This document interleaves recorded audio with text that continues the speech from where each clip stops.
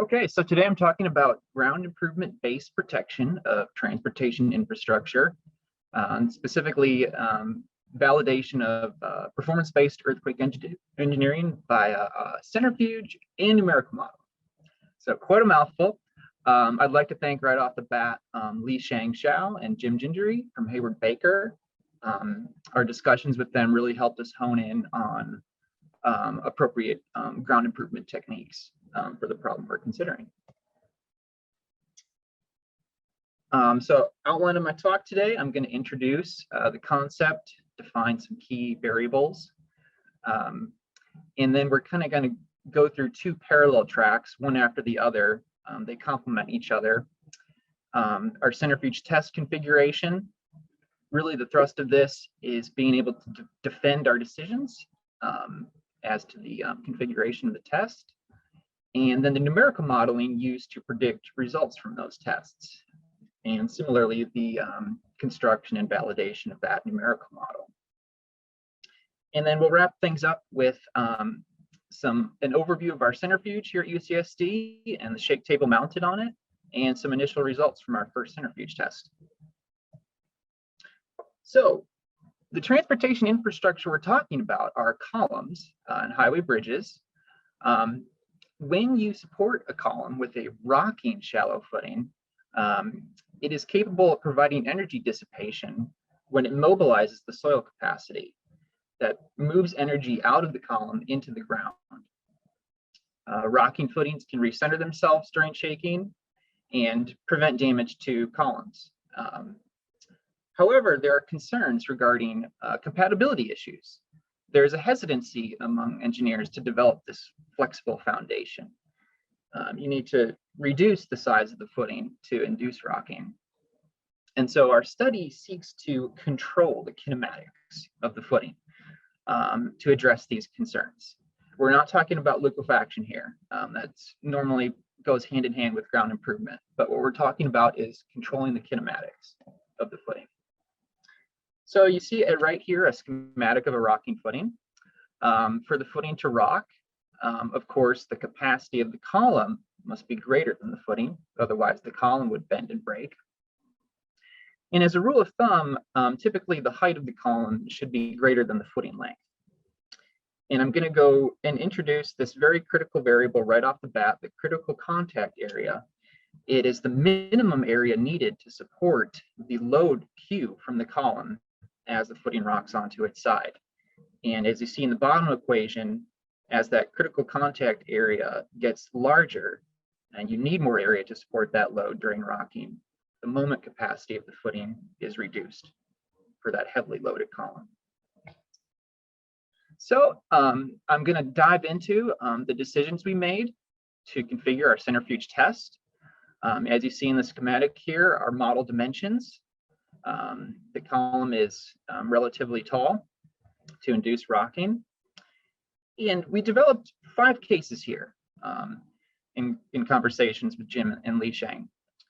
Starting from system identification test, shaking with only sand in the container, and then with sand and the GI treatment, and then introducing the structure in case 3 with only sand, and then the structure with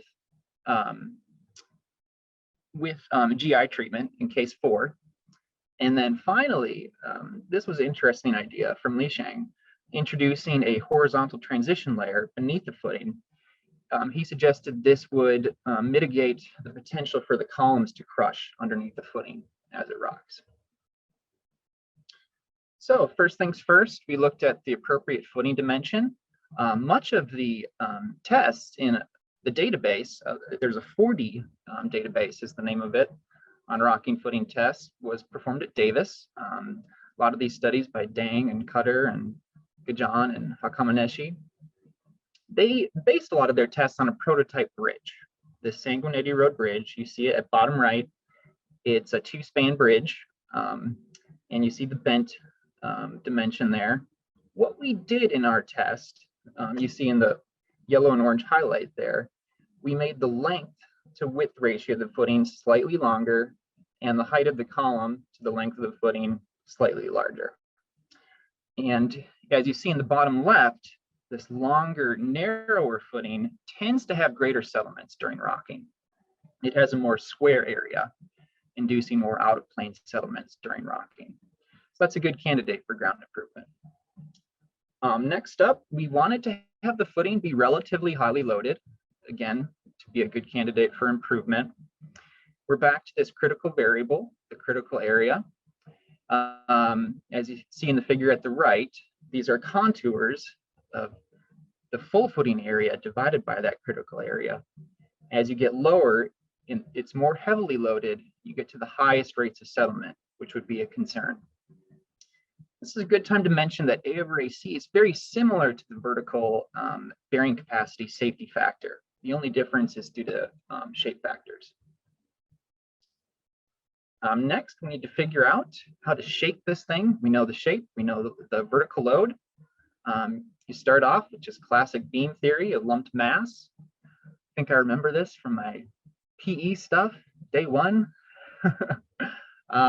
This is model scale, but given the stiffness of our column, the lumped mass, we see a model natural frequency of about 150 hertz. It's very important for our stiff, slender structure on medium loose soils to consider soil structure interaction effects. This is the case where it's going to have the most pronounced effect, a tall, slender structure on relatively loose soils. The flexibility of the soil, as measured by its horizontal and rotational stiffness, will reduce this natural frequency by about half, our calculations show. So this is closer to what we're aiming for during our shaking. And finally, we need to make sure that during shaking in the centrifuge, we yield the footing. We need to reach, especially an acceleration at the bridge deck level, which is represented by this lumped mass in our model. We need to really accelerate that. That's the primary driver of dynamic moment. You see the equation for applied moment here. It's very simple. Mass acceleration times a moment arm. This, of course, assumes that the column is rigid. And this helped us hone in on our intensity amplitudes for shaking. Now I'm going to jump over to this concurrent track. While we were choosing our centrifuge configuration, I was also developing an OpenC's finite element model to be able to predict what we'd get in the centrifuge. The key feature of this model is that the footing can release freely from the soil interface. And it has a lot of automated variables to change the GI configuration as well. I went ahead and included this slide. It took me a lot of effort to make this model, although I don't know if other people will care quite as much about all these nitty-gritty details, but I wanted to show it in case anybody wants to collaborate on this stuff. Basically, I'm tying a soil domain to the structure via these slider bearing elements and no tension springs. So it's a releasing frictional interface. So I wanted to make sure these elements were performing as I expected in the first step of validating this model against a test in this rocking database. And these are tests by Dang et al. 2012, Dang and Cutter. I'm going to take you through 3 points, A, B, and C here. A is after application of vertical load. You see that vertical force is evenly distributed across the footing. B is after it first rocks onto its side. You see in the lower left, there is load on the side of the footing. That horizontal load is distributed on the side.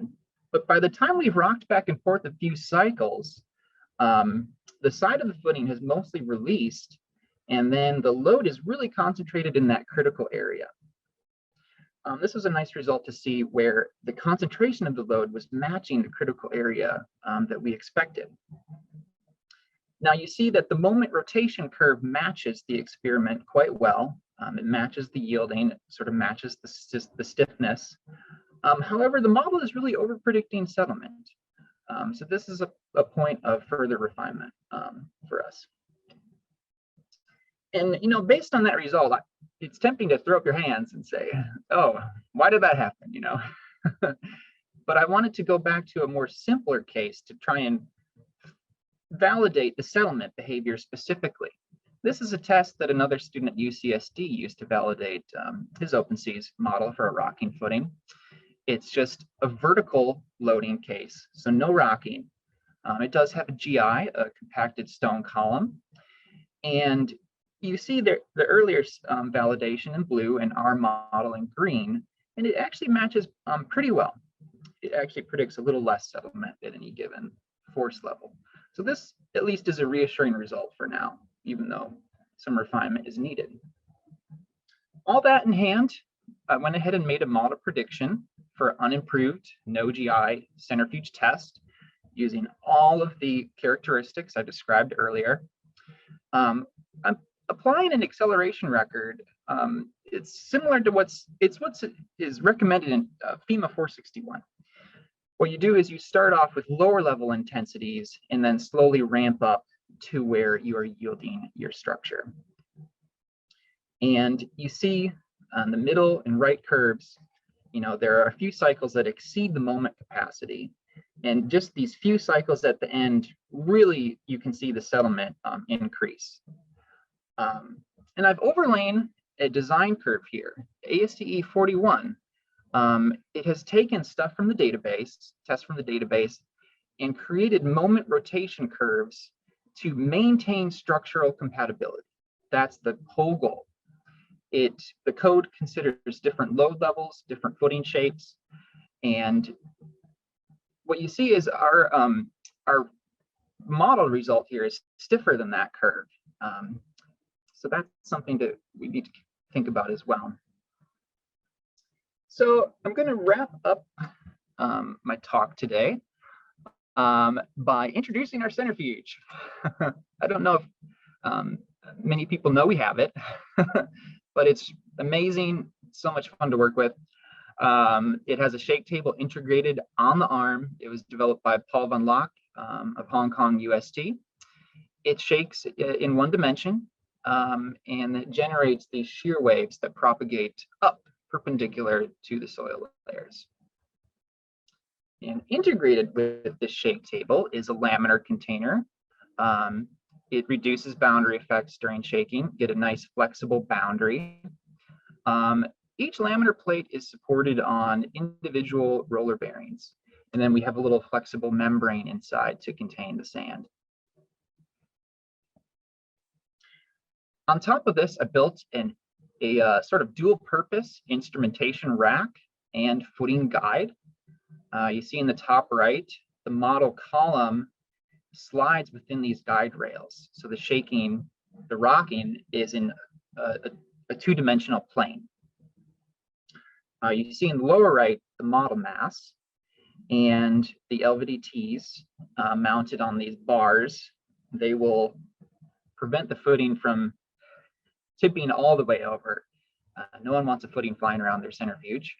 On the left, you see the full instrumentation layout schematic. The LVDTs are the primary measurement for rocking and settlement. They're the most accurate instrument, but they are backed up with redundant string potentiometers, which can additionally constrain the sliding of the footing. And as you see in the red, we have accelerometers mounted across the model to really understand the system response, the dynamic response. So we've conducted our first test in the centrifuge without GI treatment. We want to ensure instrument accuracy, make sure that all of those characteristics we determined in our calculations are, causing the footing to behave as expected and yielding the footing during shaking. So what we see is, again, initiation of settlement and rotation once that moment approaches the capacity. And in the middle figure here, you see that we're actually matching this life safety curve that I showed with the model prediction a bit better. The accumulation of rotations and the moment level is kind of falling right underneath that curve. And